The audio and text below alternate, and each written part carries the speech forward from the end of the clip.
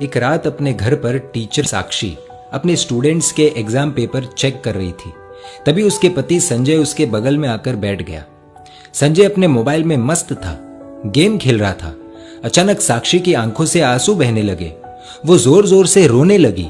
जब संजय को रोने की आवाज आई तो उसने मोबाइल से बिना आंख हटाए पूछा कि क्या हुआ साक्षी, रो क्यों रही हो? मुझसे नाराज हो क्या? साक्षी बोली, नहीं, मैं तुमसे नाराज नहीं हूं।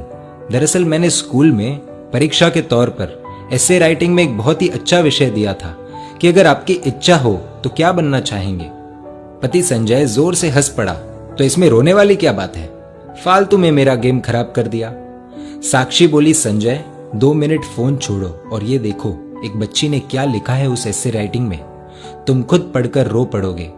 संजय ने कहा, अरे मैं थका हुआ हूं, प्लीज तुम पढ़कर सुना दो। साक्षी ने आंसू पोंछकर पढ़ना शुरू किया। डियर टीचर, मेरा ये एसे राइटिंग मेरे पापा को ना दिखाना, वरना मुझे बहुत डांट पड़ेगी। मैं जब भी घर जाती हूँ तो मेरे मम्मी पापा मोबाइल में बिजी रहते हैं। मेरी तरफ देखने का भी बहुत कम टाइम मिलता है उन्हें। मोबाइल का इतना ध्यान रखते हैं वो, इतनी केयर करते हैं मोबाइल की। वो मुझसे ज्यादा तो उनके फोन से प्यार करते हैं। मेरे पापा और मम्मी शाम को थक जाते हैं, लेकिन उसके बाद मेरे साथ वक्त नहीं बिताते, अपने मोबाइल के साथ वक्त बिताते हैं। उनके पास उनके मोबाइल के लिए बहुत समय है, लेकिन मेरे लिए बिल्कुल भी समय नहीं है।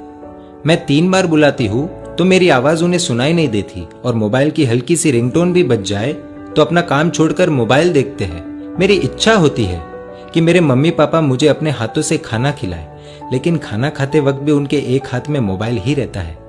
मैंने तो सुना था सुबह उठकर एक माँ अपने बच्चों को उठाती है, देखभाल करती है, लेकिन मेरी मम्मी सुबह उठते ही मोबाइल देखती है, मुझे कभी नहीं उठाती। मेरे पापा अपने मोबाइल में पूरे दिन फालतू वीडियोस देखते हैं, हर समय गेम खेलते रहते हैं, लेकिन अगर मैं उनके पास मेरा कोई काम लेकर जाऊं तो कहते हैं बेटा आई एम बिजी। इतना ही नहीं, अब मेरी मम्मी ने खुद के वीडियोस बनाने शुरू कर दिए हैं, इसीलिए कई बार रात में देर से सोती है तो सुबह देर से उठती है। और सुबह जब मेरा टिफिन तैयार नहीं रहता तो मुझे पैसे देकर कहती है कैंटीन में खा लेना। मेरे टिफिन से भी ज्यादा जरूरी मम्मी को उनका स्मार्टफोन है। हाँ, डॉटर्स डे के दिन दोनों मेरे साथ फोटो लेते हैं, और वो मेरे लिए नहीं, अपने अपने स्टेटस में डालने के लिए, जिससे दुनिया को पता चले कि वो भी ट्रेंड के साथ चल रहे हैं। वीडियो कॉलिंग पर अपने दोस्तों के साथ 1-1 घंटे तक बातें करते हैं, लेकिन जब मैं कोई कहानी सुनाने कहूँ तो कहते हैं बेटा इंटरनेट पर सुन लो।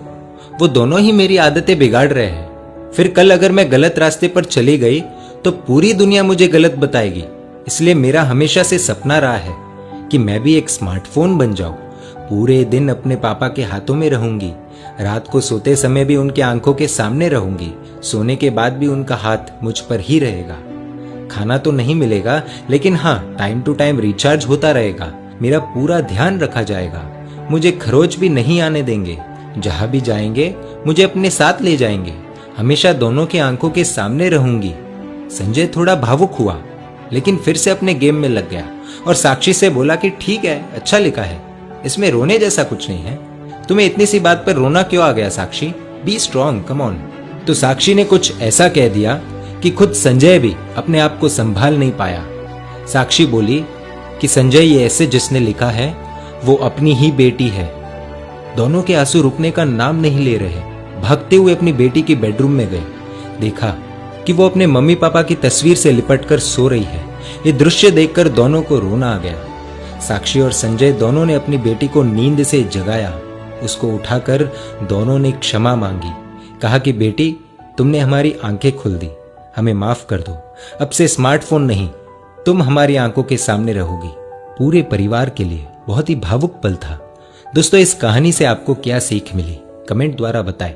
और अगर आपको लगता है कि ये कहानी शेयर करने जैसी है तो तुरंत अपने दोस्तों, परिवारजनों और रिश्तेदारों के साथ शेयर कीजिए। और ऐसी सुंदर कहानियों के लिए emotional video stories page like कर दीजिए और YouTube पर हमें सब्सक्राइब कर दीजिए।